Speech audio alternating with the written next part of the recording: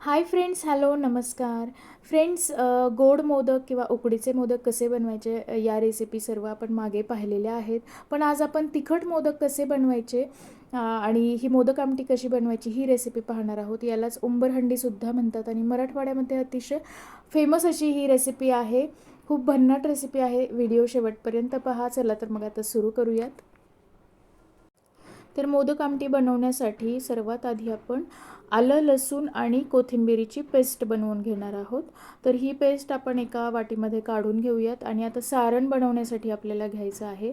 तर सारण बनवण्यासाठी म्हणजे मोदकाच्या आतमधलं खमंग असं सारण बनवण्यासाठी या ठिकाणी मी थोडीशी खसखस घेतलेली आहे, साधारणपणे 2 चमचे. त्यानंतर 2 चमचे तीळ घेतलेले आहेत आणि यामध्ये थोडासा आपण खोबऱ्याचा कीससुद्धा घालणार आहोत आणि हे आपण व्यवस्थित भाजून घ्यायचं आहे. अगदी कोरडंच भाजून घ्यायचं आहे. तर तर खरपूस असं थोडंसं लाल होईपर्यंत याला भाजायचं आहे आणि हे भाजून झालेलं आहे. आता आपण एका प्लेटमध्ये काढून घेऊयात.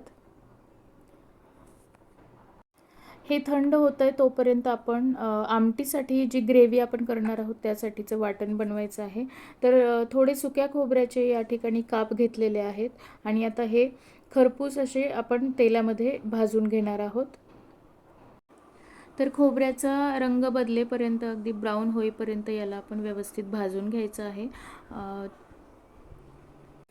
हे आपण वाटणासाठी बनवत आहोत. ग्रेव्हीच्या किंवा आमटीच्या वाटणासाठी आपल्याला खोबरं आणि कांदा दोन्ही जिन्नस आपल्याला व्यवस्थित भाजून घ्यायचे आहेत. आता आपण हे एका प्लेटमध्ये काढून घेऊयात आणि थोडंसं थंड होऊ देऊयात. याच तेलामध्ये पुन्हा 2 मीडियम साईजचे किंवा मोठ्या आकाराचे कांदे उभे कापून घ्यायचे आहेत आणि हे व्यवस्थित आपण तेलावरती परतून घेणार आहोत. अगदी कांद्याचा कच्चेपणा पूर्णपणे जाईपर्यंत आपण हा कांदा भाजून घ्यायचा आहे.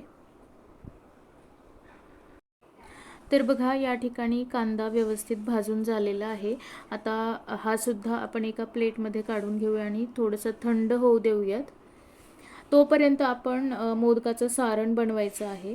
तर सारण बनवण्यासाठी मगाशी आपण खसखस, तीळ आणि थोडंसं सुकं खोबरं आपण भाजून घेतलेलं होतं. तर थोड्याशा लसूण पाकळ्या घालायच्या, एक 4 ते 5, आणि त्यामध्ये हे घालूया आपण खसखस, तीळ आणि खोबरं भाजलेलं, आणि त्यामध्येच आपण भाजलेल्या शेंगदाण्याचा कूट घातला आणि त्यामध्ये थोडंसं काळं तिखट घातलं, अर्धा चमचा.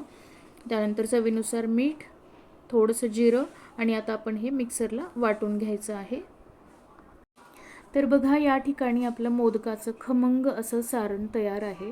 तर असं टेक्स्चर याचं येतं आणि चवीला खूप भन्नाट हे लागतं. तर आता आपण मोदक बनवण्यासाठी थोडंसं डाळीचं पीठ घेणार आहोत. बेसन पीठ या ठिकाणी मी घेतलेलं आहे, साधारणपणे 1 वाटी, आणि एक पाव वाटी किंवा 2 चमचे आपण गव्हाचं पीठ टाकलं. त्यामध्ये थोडीशी हळद टाकली, ओवा असा क्रश करून घालायचा आहे आणि थोडंसं लाल तिखट घालायचं यामध्ये आणि चवीनुसार मीठ घालायचं. आणि आता थोडंसं पाणी घालून आपण कणिक जशी मळतो अगदी त्याचप्रमाणे हा पिठाचा गोळा मळून घ्यायचा आहे.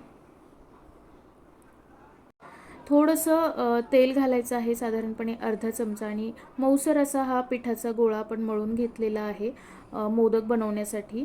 तर यामध्ये थोडंसं गव्हाचं पीठ आणि आपण ओवा घातला, त्यामुळे हे मोदक आपल्या पोटाला बाधत नाहीत. तर बघा, आता आपण हे मोदक बनवण्यासाठी घेणार आहोत. तर या ठिकाणी छोटासा एक पिठाचा गोळा घ्यायचा आहे. छान अशी पारी बनवून घ्यायची आहे आणि सारण बनवण्यासाठी थोड्याशा त्याला कळ्या पाडायच्या आहेत आणि आतमध्ये हे सारण घालायचं आहे आणि त्याच्या कळ्या आता बंद करून घ्यायच्या आहेत. अशा पद्धतीने आपण सर्व मोदक बनवून घेणार आहोत. अतिशय इझी अशी ही रेसिपी आहे. पण आपण जे मासवडी खातो ना त्या प्रकारचं फीलिंग येतं. अगदी सुंदर या भाजीची भन्नाट अशी टेस्ट आहे. अशा पद्धतीने सर्व मोदक आपण बनवून घेणार आहोत. फ्रेंड्स, या ठिकाणी जे सारण आहे ते तुम्हाला थोडंसं जर कोरडं वाटत असेल तर त्यामध्ये तुम्ही थोडंसं अर्धा चमचा तेल वगैरे घालू शकता, किंवा आपण जे ग्रेव्हीसाठी जो मसाला आपण वाटलेला आहे किंवा वाटणार आहोत, कांदा लसूण मसाला, तो सुद्धा थोडासा घातला तरी चालतो आणि या पद्धतीने केलं तरी चालतं. तर अशा पद्धतीने आता आपण सर्व मोदक या ठिकाणी बनवून घेणार आहोत. तर फ्रेंड्स, ही जी मोदक आमटी आहे यालाच काही भागात उंबरहंडीसुद्धा म्हटलं जातं आणि मराठवाड्यामध्ये तर स्पेशली ही खूप प्रसिद्ध आहे आणि हॉटेल्समध्ये सुद्धा उंबरहंडी नावानं ही रेसिपी मिळते किंवा ही भाजी आपल्याला मिळते. तर बघा, आपण जे खोबरं भाजलेलं होतं तेलामध्ये आणि कांदा याचं आपण आता वाटण बनवून घेतलेलं आहे आणि एका कढईमध्ये 2 चमचे आपण तेल घालूया. तेल व्यवस्थित गरम झालं की त्यामध्ये आपण जिरं आणि मोहरीची फोडणी घालायची आहे. तर त्यातच आपण आलं, लसूण आणि कोथिंबिरीची पेस्ट घालू. व्यवस्थित परतून घ्यायचं आहे आणि त्यानंतर आपण जे खोबऱ्याचं आणि कांद्याचं वाटण केलेलं होतं हे वाटण आता यामध्ये घालायचं आहे. छानपैकी 1-2 मिनिटं याला तेलामध्ये परतून घ्यायचं आहे. यानंतर आपण यामध्ये सुके मसाले घालूयात. तर सुक्या मसाल्यामध्ये सर्वात आधी आपण एक अर्धा चमचा हळद घालू. त्यानंतर एक मोठा चमचा कश्मीरी लाल तिखट मी या ठिकाणी घातलेला आहे किंवा बेडगी मिरची पावडर. काळा मसाला घालायचा आहे 1-1.5 चमचा. 1 ते 1.5 चमचा आपण या ठिकाणी गरम मसाला घातलेला आहे. व्यवस्थित परतून घ्यायचे आहेत मसाले तेलामध्ये. अगदी तेल सुटेपर्यंत आपण याला परतून घ्यायचं आहे आणि यामध्ये लागेल एवढं आपण यामध्ये पाणी घालणार आहोत. तर आपल्याला आमटी कितपत हवी आहे, किती लोकांसाठी आपण बनवत आहोत त्या प्रमाणात आपण पाणी घालू. चवीनुसार मीठ घालायचं आहे. व्यवस्थित याला उकळी येऊ द्यायची आहे आणि आमटीचं पाणी उकळल्यानंतरच आपण यामध्ये हे मोदक घालणार आहोत. तर हे सर्व मोदक आता यामध्ये आपण घालू.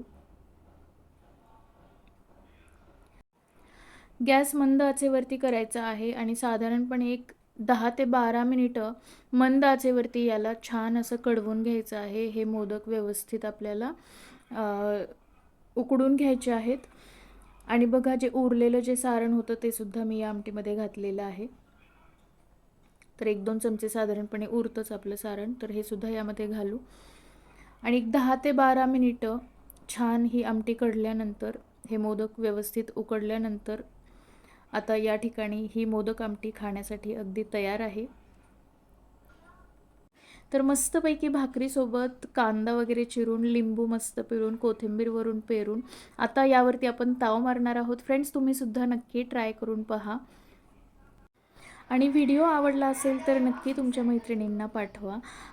लाईक, शेअर, सबस्क्राईब करायला विसरू नका. पुन्हा भेटूया नवीन रेसिपीसोबत. तोपर्यंत धन्यवाद.